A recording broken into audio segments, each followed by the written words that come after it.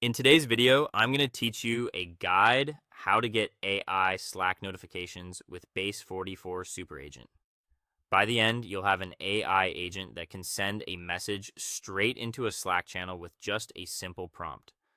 First, open your browser and go to appopbase44.com.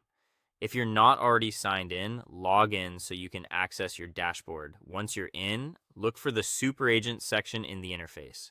This is where you create and manage AI agents that can take actions on your behalf, like posting messages to Slack. Click into Superagents and create a new superagent. The exact button may say new or create, but the goal is the same. Spin up a fresh agent. Give it a clear name so you can recognize it later and save. You don't need to tweak anything complex for this demo. The default setup is fine.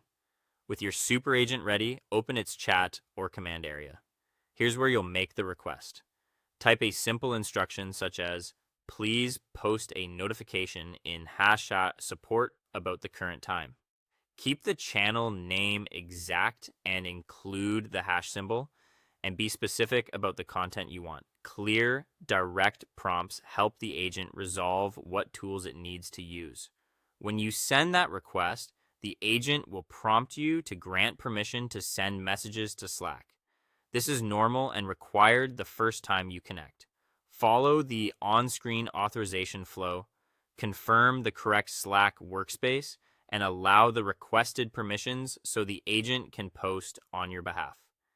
If you don't see the prompt immediately, make sure you're signed into the right Slack workspace in your browser and that you have permission to connect apps. After you approve access, return to your Superagent window. The agent will proceed to send the notification to Slack. You'll usually see a confirmation message or activity note indicating the action has completed. If the channel is private, ensure the app has been invited to that channel.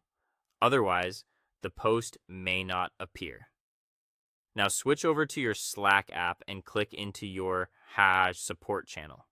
You should see the message the agent just posted, including the time information you requested.